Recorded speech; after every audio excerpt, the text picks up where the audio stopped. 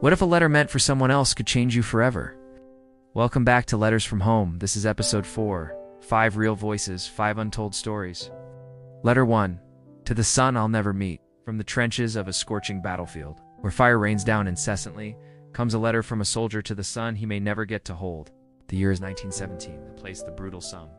And Joseph, a young private, pours his heart out onto a page that will hopefully one day reach the son he left behind with his wife, Mary. He writes, "My dearest son Thomas, it's me, your papa, writing to you from the front lines. Though you're still but a babe, nestled safely in mama's arms, I feel your presence near me always. In the quiet moments, when the battle rages around me, I think of you and pray for the day I can hold you in my arms. I dream of the life we'll build together, a life you deserve free from the shadows of war. But until then, know that my love for you, my boy, knows no bounds. It guides me through the darkness, gives me strength in the face of danger. I fight not just for you, but for every child who deserves a future. When you hear the tales of your father's deeds, do not be proud. Only regret that I could not shield you from this world's harshness. Know that every medal won, every enemy defeated, brings me one step closer to you. I fight so that you can grow up in a world where such battles are but a memory. Your mother sends her love. She misses you and me both with every fiber of her being. Tell her I love her too, and that my thoughts are always with her. Hold her hand for me, my son, and tell her the sun will shine again. Till we are reunited, know that you are the light of my life, guiding star in my darkest hours, forever in my heart. Your loving father, Joseph." The scene dissolves into the next, lingering on the image of Joseph, slattered before fading into a battlefield silhouette with subtle, ambient war sounds playing underneath. Letter 2. You are my compass. Amidst the chaos of war, amidst the fearsome march of tanks and the deafening roar of artillery, there's a whisper of humanity. Private James Ellison, stationed somewhere in the desolate expanse of the war-torn landscape, finds solace in writing to his sister back home. He writes, "My dearest Emily, another day dawns. Another prayer ascends to the heavens above this blasted land. I hope this letter finds you well, my dear sister, and that the shadows of war have not reached your sunny corner of the world. Do you remember our little garden, the haven we created with our wildflowers and whispered dreams? How I wish I could be there now, sharing tea and secrets with you under the willow tree. Life here is a grim tale of survival. We watch, we wait, we fight. Every moment a struggle against the unforgiving terrain and the lurking threat of the enemy. The men speak little of their fears, but I see them in the haunted eyes that stare into the distance. Tonight, as the campfire crackles and the stars peek through the smoke-filled sky, I find myself thinking of you. You were always the guiding star in my life, Emily, the steadfast compass that kept me rooted to what was good and true. Now, more than ever, I need your strength, your spirit, to carry me through these dark days. Pray for us, Emily, and know that in my prayers I hold you close. Your brother James." Letter 3. I wish you weren't like me. A worn leather wallet rests on an old wooden table, holding within its creases a faded photograph of a stern-faced man in uniform, surrounded by medals that glisten under the dim light. Beside it sits a letter. The paper is brittle as age and time allowed. It reads, "My dearest Thomas, you bring me great pride, not because of my service, but because of the man you've become. You carry yourself with honor and integrity, qualities I admire in you, yet regret having passed on. The world will tempt you with honors and accolades, but true worth lies in character, something these baubles cannot buy."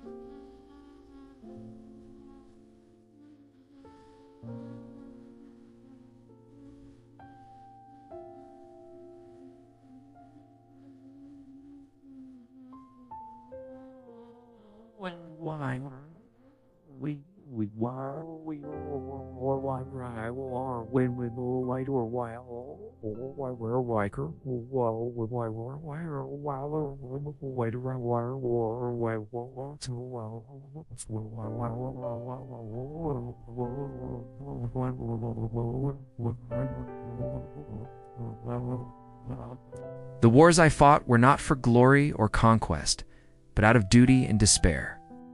The medals I hold are reminders of battles I wished I could have avoided.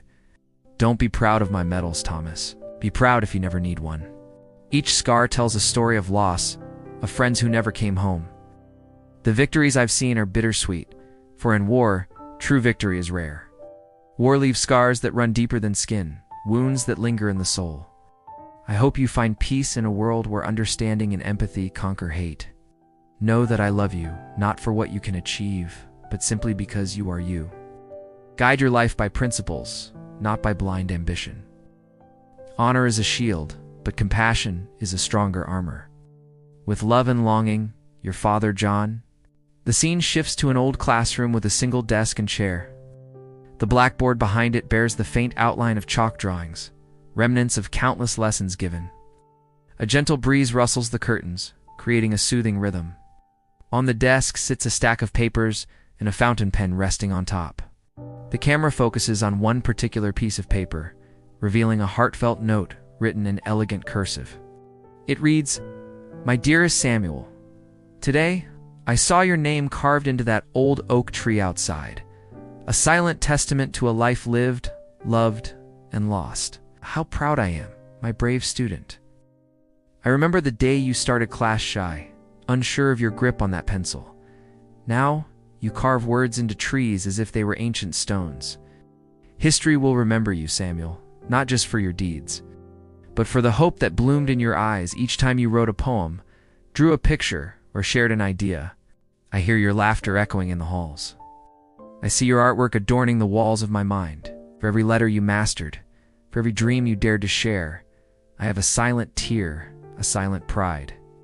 You were my student, yes, but in truth, you became my teacher, showing me the power of resilience, the beauty of hope. Rest in peace, Samuel. Your memory lives on in every stroke of a pencil, every word written, every life touched. Your teacher, Elizabeth." The scene shifts again, this time to a solitary figure seated on a nearby hill overlooking a vast battlefield littered with crosses. Private Daniel Hayes takes out a crumpled letter from his pocket, his hands trembling slightly. The letter reads, "Patrick, my brother, my friend, my fallen comrade. The wind whispers your name through the tall grass, carrying tales of valor and sacrifice. They say some letters never reach their destination, so I'm sending this one on a whisper, hoping it reaches you wherever you are. Do you remember the day we enlisted? Our youthful dreams of adventure outweighing our parents' tears and pleas?